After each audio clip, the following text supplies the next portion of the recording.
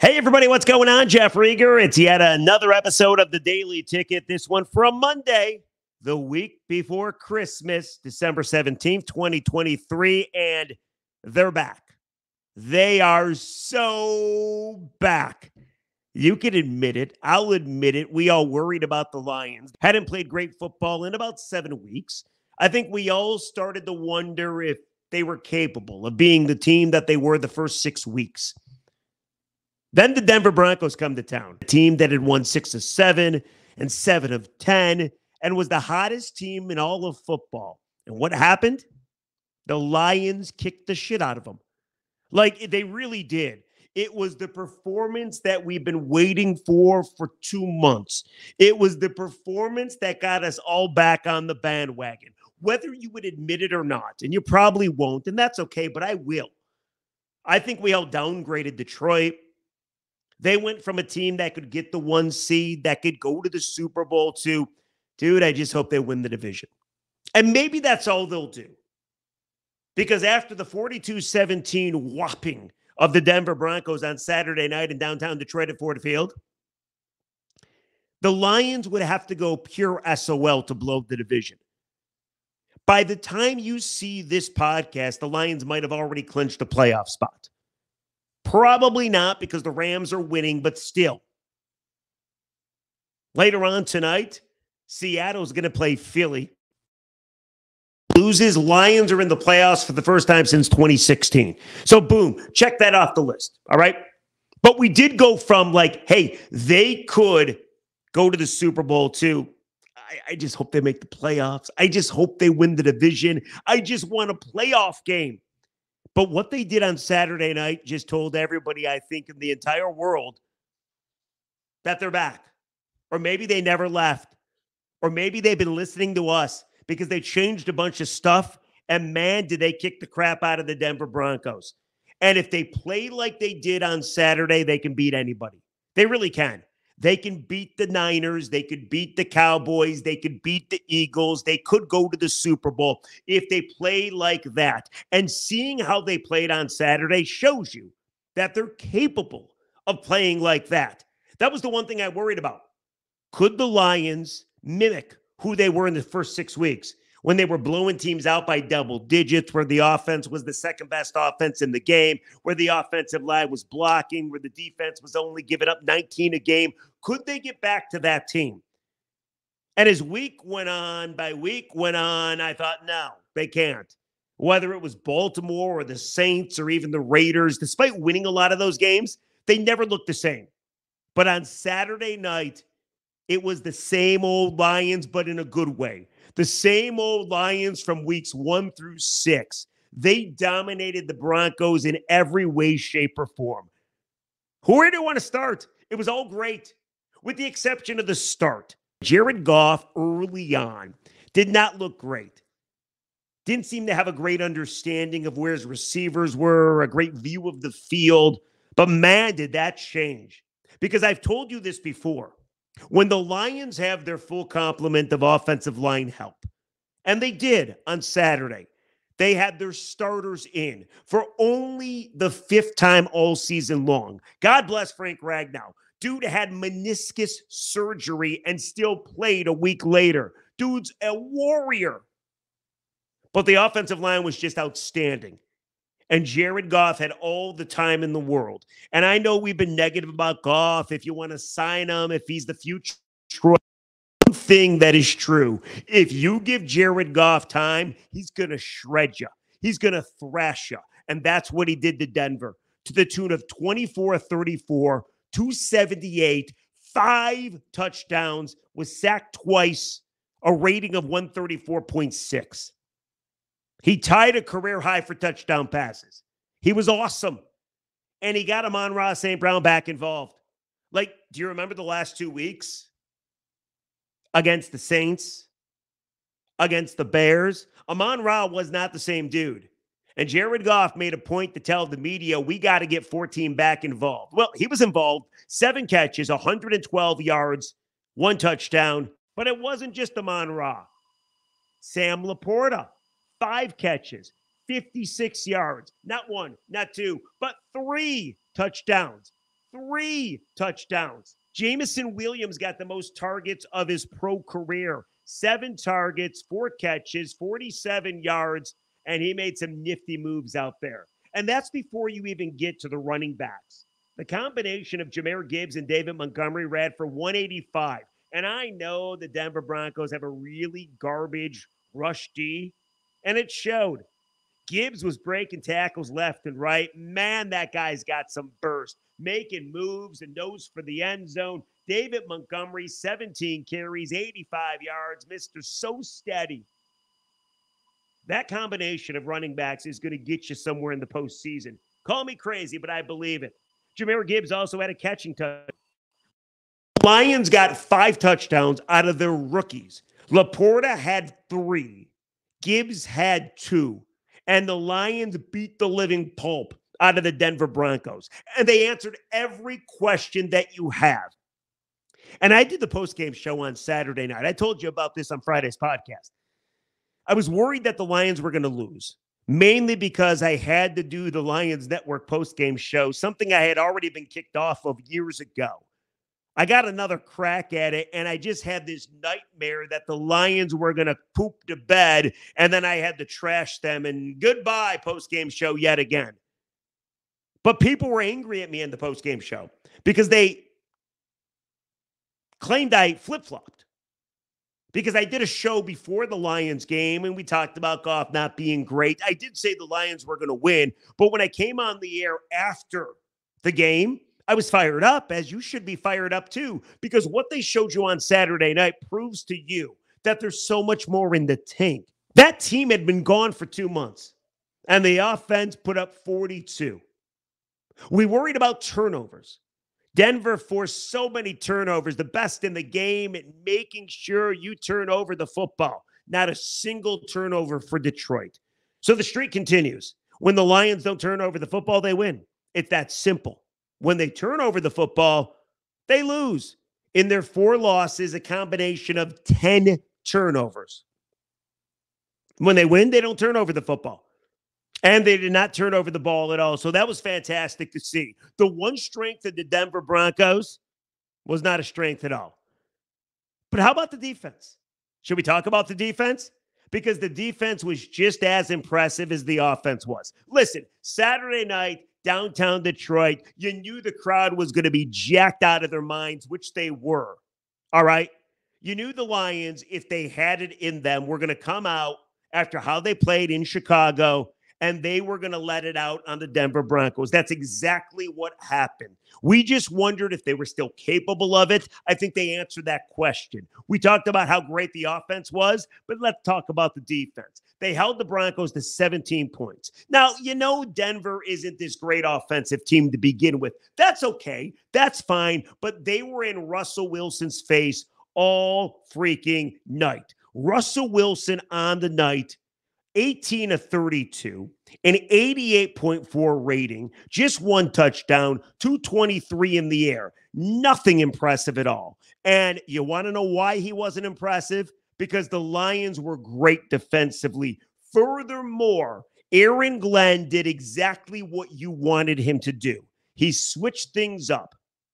Charles Harris back to the bench, Tracy Walker to the bench, and you're getting contributions from guys like Ife Melifonwu, who was absolutely unbelievably great on Saturday night. 9 tackles, 1 sack, 1 tackle for a loss, 2 pass deflections, 2 quarterback hits. Lions defense had 8 quarterback hits on Russell Wilson. They had 2 sacks on Russell Wilson. Alex Anzalone had 12 tackles. He was everywhere. Aiden Hutchinson, he had a pass deflection. He had a quarterback hit. I thought Josh Pascal played fantastic. He had a sack. He had a quarterback hit. Brian Branch had some hits as well. He had a pass deflection. He had a quarterback hit. They got contributions from guys that had not been playing. Kindle Vildor, 1 pass deflection, 1 quarterback hit. They switched things up. Jerry Jacobs played a little bit, but not that much time. And the defense found a way to get home on Russell Wilson. And they did a hell of a job with these corner blitzes, by the way. Aaron Glenn has been under pressure. People wonder if Aaron Glenn can do the job. Nobody's been impressed with the DC for the Lions. He called a hell of a game on Saturday night. They were doing these defensive back blitzes. Melon Fonwu had 2 quarterback hits on one, a forced fumble on one. Branch and Vildor also got to Russell Wilson, clearly impacting the pass on each play. Iffy Melon Fonwu, Brian Branch, Cam Sutton, Khalil Dorsey, Kindle Valdor. All at least one pass breakup. Most had several. Like, these are guys that weren't playing a whole heck of a lot. They went back to the basics. They put guys out there that deserve to be out there. And you know what? It freaking worked. And I don't know if it's going to be like this moving forward, but I'll say it again. If this Detroit Lions team plays like they played on Saturday night, you are a threat in the postseason. An absolute threat. I thought Bruce Irving looked good on the other side of Aiden Hutchinson. That was good to see. I thought Aiden was very active. And the blitzes were just outstanding. No, I'm not saying you're going to be able to blitz every team. And I'm sure once other teams watch the tape of the Broncos game, they're going to be prepared for you sending the dogs. But you know what? It was great to see on Saturday night. And that's before we even get to Dan Campbell versus Shawn Payton. How many times Dan Campbell say in an interview, Shawn Payton's going to come in and try to embarrass us? Shawn Payton embarrassed himself. I find it hard to believe that Shawn Payton is Dan Campbell's mentor. See how many times that guy punted? Now, don't get me wrong. The Broncos probably were screwed. There was about 3 50-50 plays at the goal line, all went against Denver. For some reason or another, I don't know why Denver didn't challenge any of them at the goal line. I thought the Broncos scored a touchdown at least 2 times. No challenges. The officials didn't see it that way. I think we're good with it. And then for some reason or another, down 21, way deep in Detroit territory, Shawn Payton decides to kick a field goal. You're kicking a field goal down 21? Huh? You're not challenging any of those questionable plays? What? Oh, and then, by the way, you're going to be seen on TV going after your quarterback, Russell Wilson? Like, huh? Shawn Payton also punted down 25. Why are you punting, Shawn? I thought you're supposed to be like Dan, or Dan was supposed to be like you. Dan Campbell outcoached Shawn Payton. And then at the very end, they scored a late touchdown. Jared Goff to Sam Laporta to make it 42-17. So that was good to see as well. Ran it up a little bit. Now, I know they didn't run it up, but it kind of looked that way. And I want to believe they did.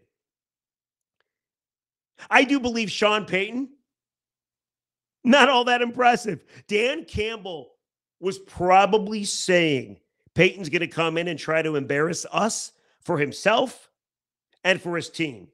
Because Shawn Payton wasn't all that impressive. Like, not at all. So good on Dan Campbell. Very impressive. Every facet worked. Have we talked about Ben Johnson? Ben Johnson's back too. Now, I don't know why the Lions passed 5 consecutive times in the first couple drives when the Broncos have such a poor rush defense. And yeah, the offense sure didn't look good in the first quarter, but when you score 42, isn't that really just kind of nitpicking a little bit? Everybody was back. It was great to see. And by the way, we talk about culture all the time, don't we? We talk about the culture thing.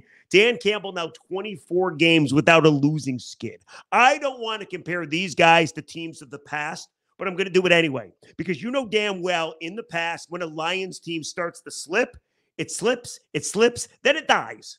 This Lions team slipped and slipped and slipped and bounced back with the best performance of the year against one of the hottest teams in all the NFL. How you not fired up? You should be fired up. I'm fired up. I'm still fired up. I'm doing this podcast on Sunday, a day after the game. So what about you? Let me know. Now that you saw what you saw on Saturday night, aren't you convinced that this Lions team can do the special things we thought they could do in the first 6 weeks of the season? I am. The other thing, too, by the way, is the Lions still have a chance, people. If the Lions could find a way to get the 2 seed, That means they get 2 home playoff games. One in wild card weekend and one the following weekend. If they get the 3 seed, more than likely they got to go on the road the following weekend. They just get 1. There's still so much to play for. You're going to win the division. You're up 3 games with 3 weeks to play.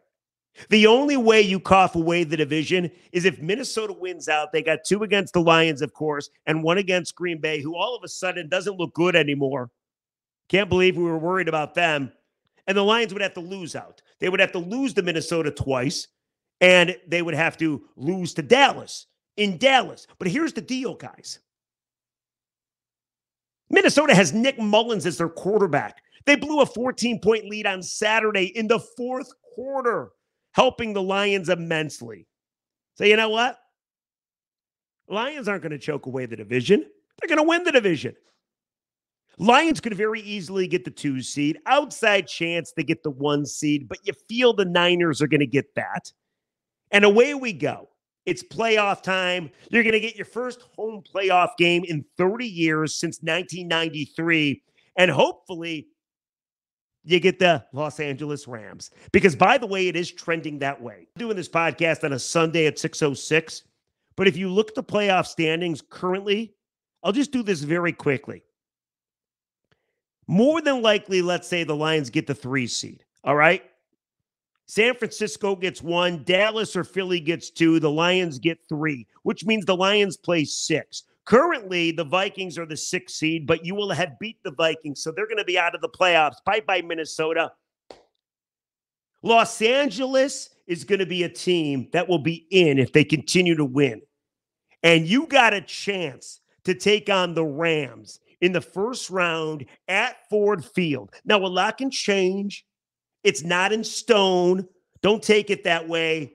But man, how great would that be? To cap off this season with a win over Matthew Stafford and the Los Angeles Rams. Oh. And then potentially maybe another home game.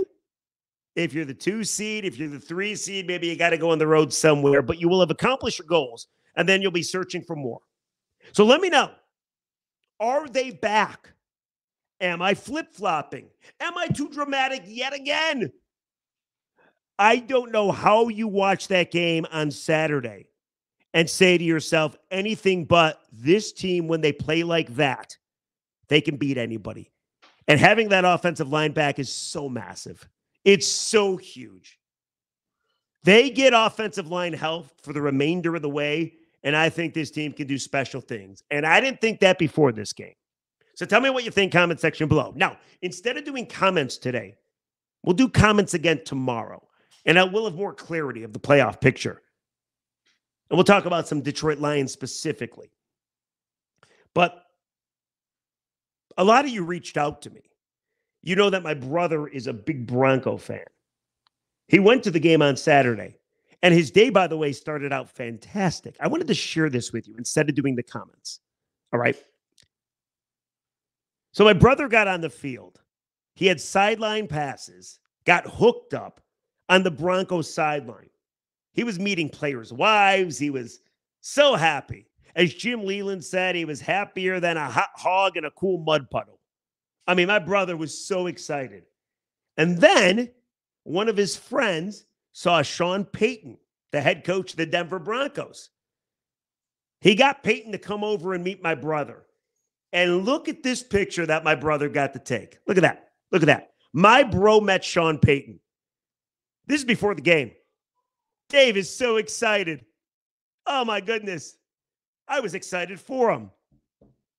But I wanted the Lions to win, and I wanted my brother to be miserable because he's a Broncos fan living in Metro Detroit his whole life who really hasn't stepped a foot in Colorado other than like 3 times, right? So, of course, I wanted the Lions to win so I could talk some shit to him. So here's how my brother's day progresses. We start with that picture, right? He meets Shawn Payton. Look at that smile. Look how happy he is. Then we go to this picture. I think this was when the Lions were up by at least 20. Look at that picture. Not very happy, is he? And then how about this picture? There he is in the crowd. Totally upset. Does this make me a jerk for me enjoying him being miserable? I don't think so. I think that's brotherly love. I think that's what people do.